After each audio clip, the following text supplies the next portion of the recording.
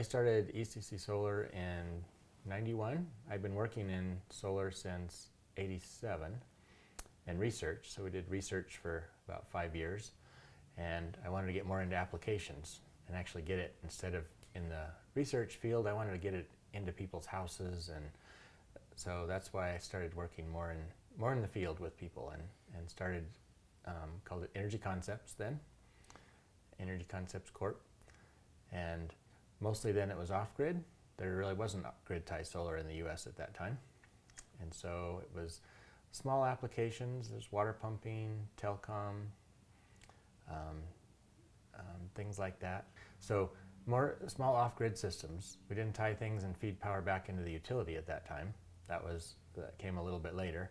But anytime there was a small power need and remote from the grid, that was a good PV application.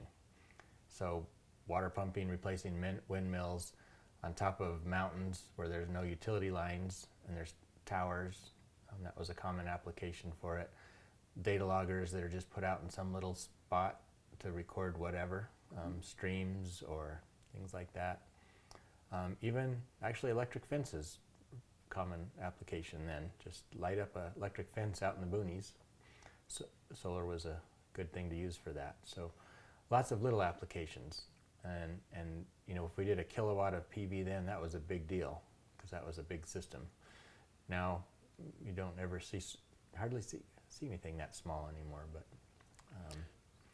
yep, these days it's more like 3 kilowatts to 10 kilowatts is common in size. At that time, consumer electronics were kind of new, but things like you take for granted now, and you know, the watches and things like that, little things we charge. I have a little portable one I take backpacking now. Lights on the patio and things like that.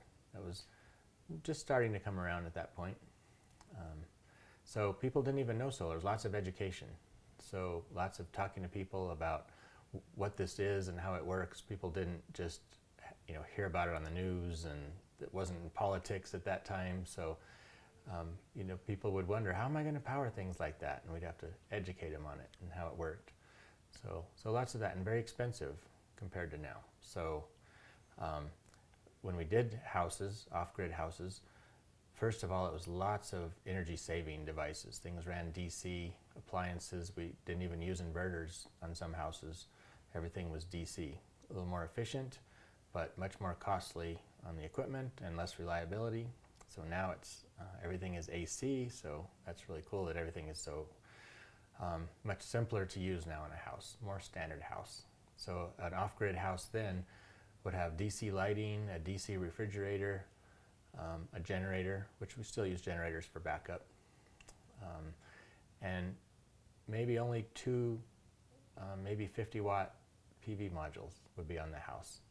So that was a lot different. We've come a long way since then.